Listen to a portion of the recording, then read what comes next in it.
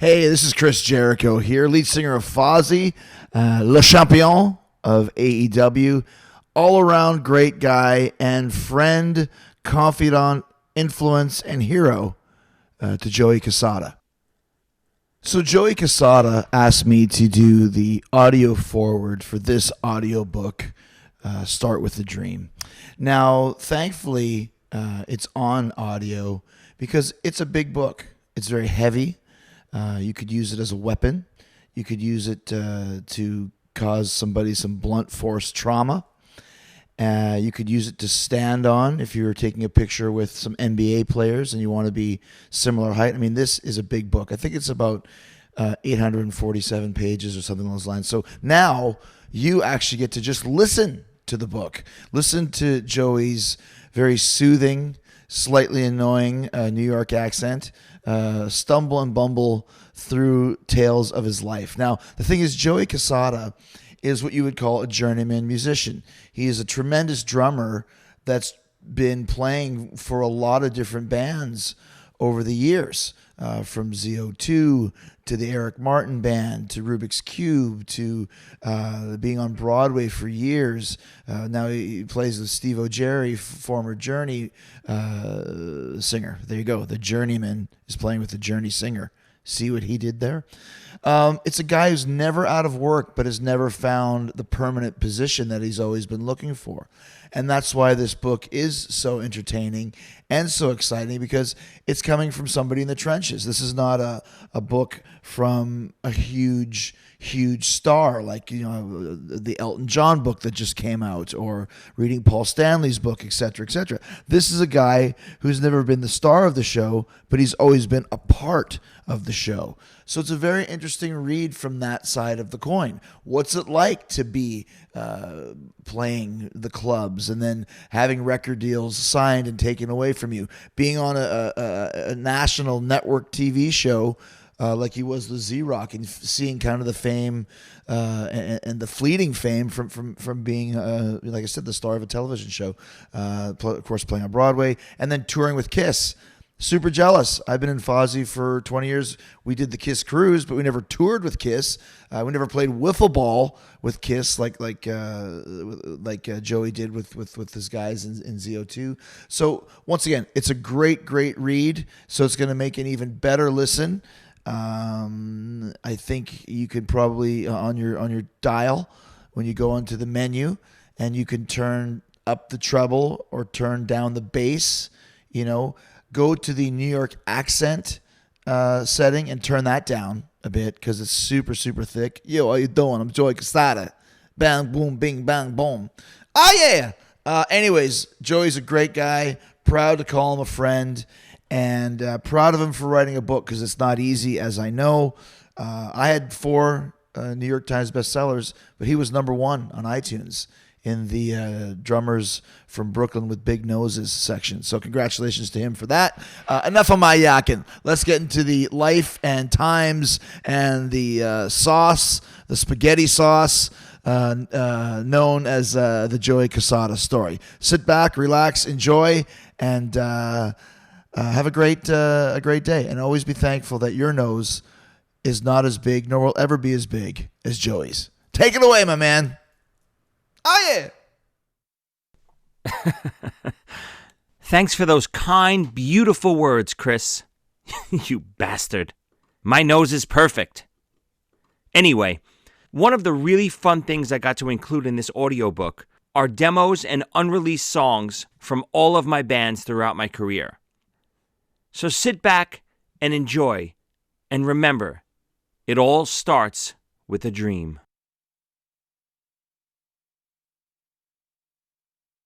Throughout my life, there have always been moments where everything seems to freeze. And though these moments don't happen often, they usually signify something very special. In fact, when these special moments happen, nothing else in the world seems to matter except for what I am focused on that exact point in time, which is why I like to call them my frozen moments.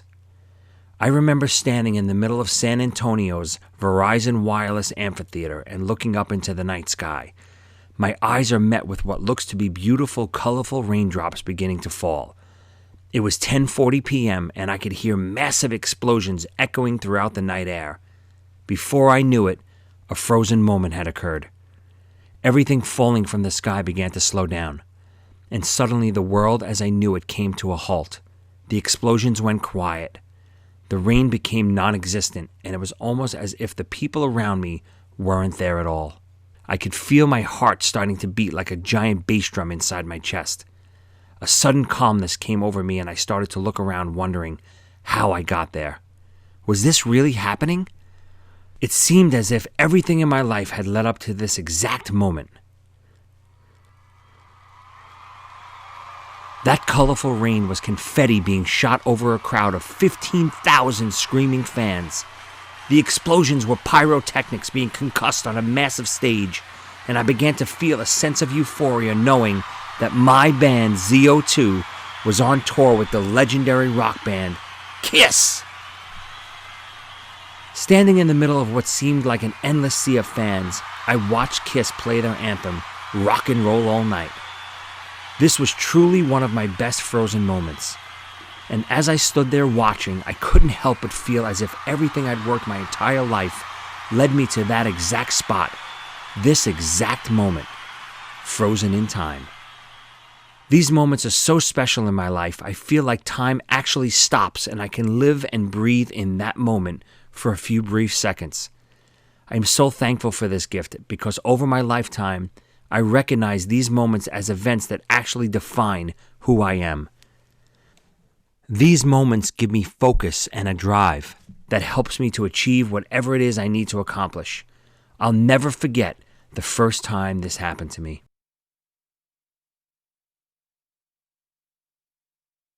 Chapter 1. The Beginning.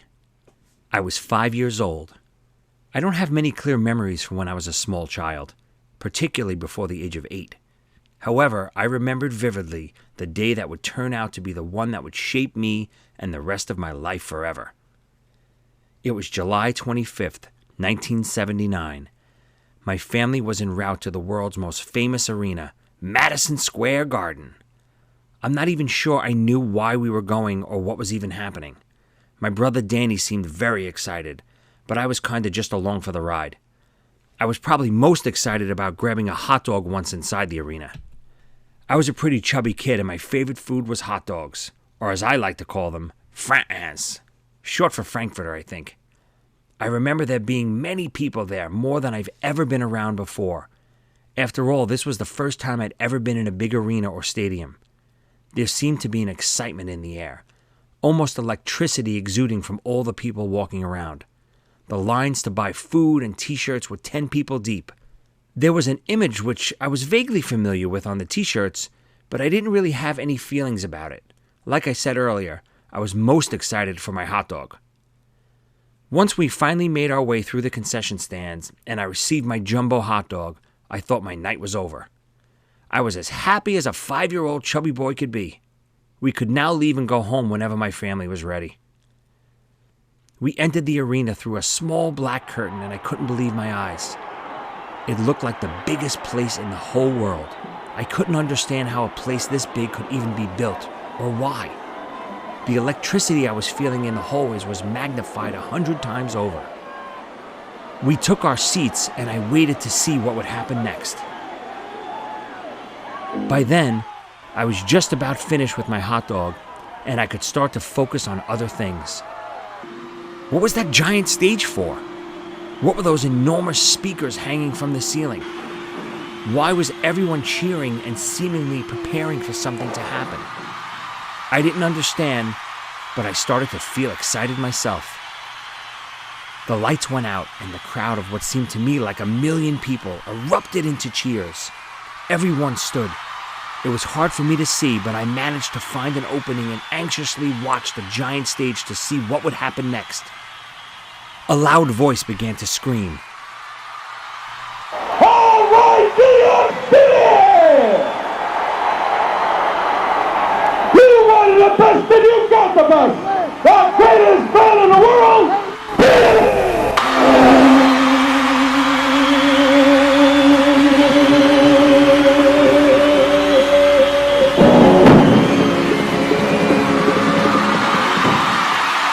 I was hit with a wave of sound that crashed through my body.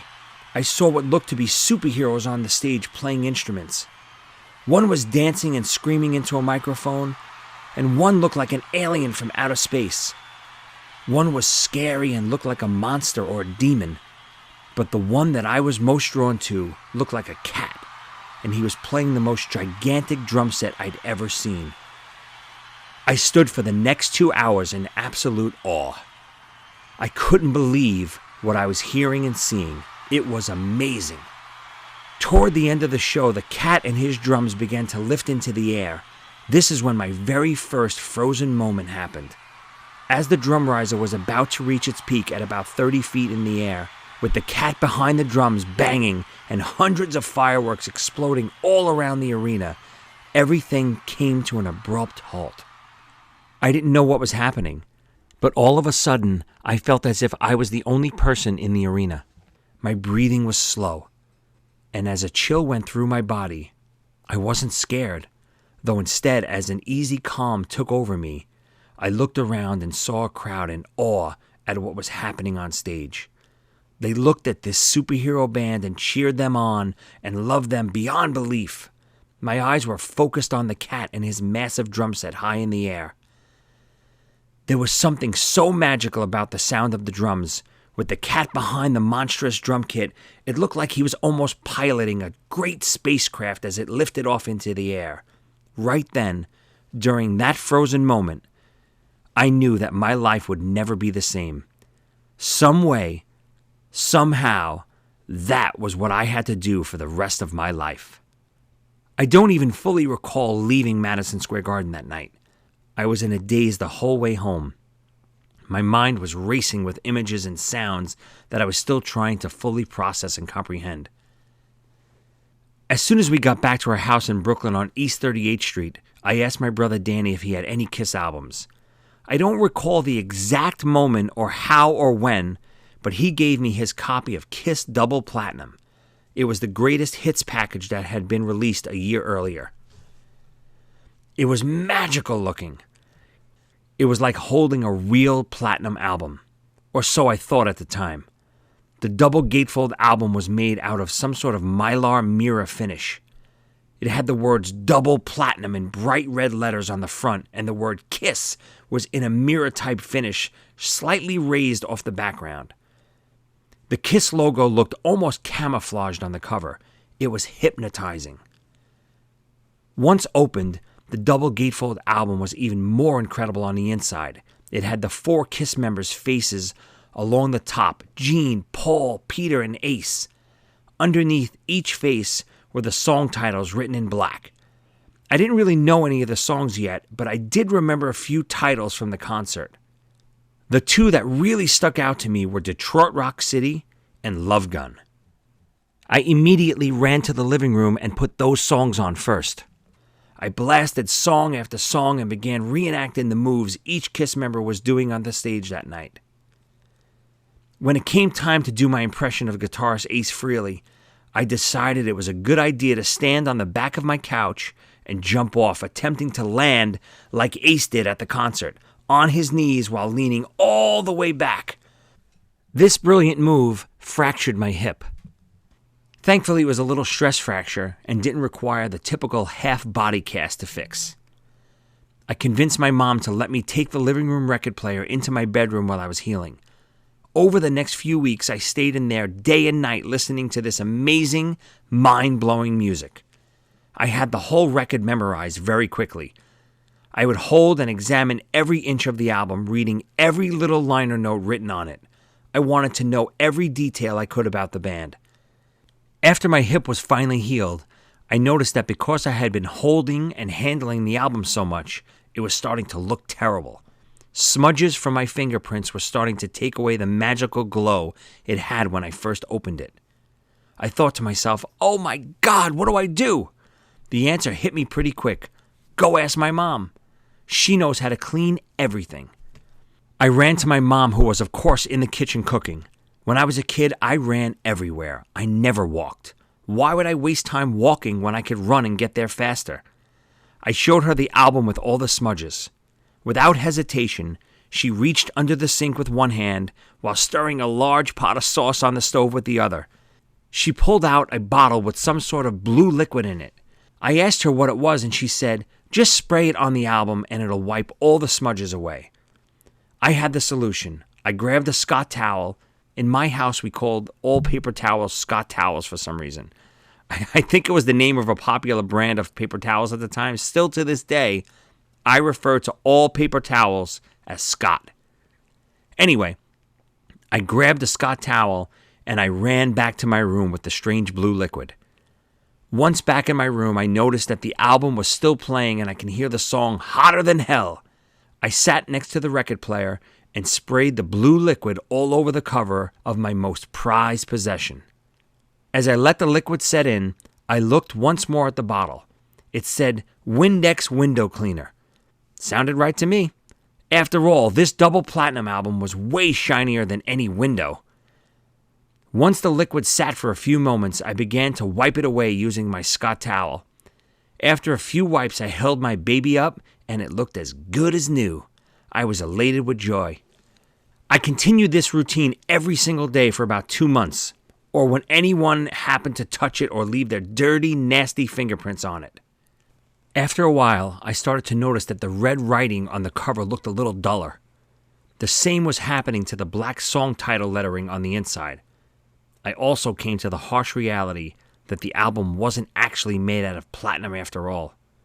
It was just plain old cardboard that was now waterlogged and started to warp from all my Windex applications. After all these years, I still have my completely faded, no lettering to be seen, waterlogged version of Kiss's Double Platinum. And I still love it. Christmas 1979 was next, and it was pretty easy for me to pick out what I wanted for Christmas that year. The only thing on my mind was a set of drums. There was no question about what instrument I was going to get. When Peter Criss's drum set rose into the air, all other instruments looked lame. So that Christmas, 5 months after I attended the Kiss concert at Madison Square Garden, I received my very first drum set. I was only 5 years old.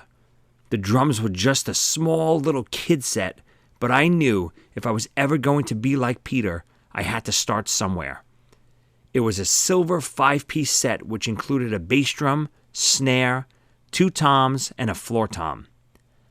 The first time I sat down behind the kit that Christmas morning, I remember looking down and seeing the bass drum foot pedal. I thought to myself, what the hell is that for? I had no idea you had to play the drums with your feet too. I knew right then that this was going to be a lot harder than I thought. I remember the pedal being a sort of thin plastic that I could never really hit hard enough to get a good thump. People say that today I'm an extremely loud drummer, and maybe that's why. I used to stomp on that little plastic pedal as hard as I could about 1,000 times a day back then. I didn't let the new obstacle of using my feet dampen the excitement that I was feeling.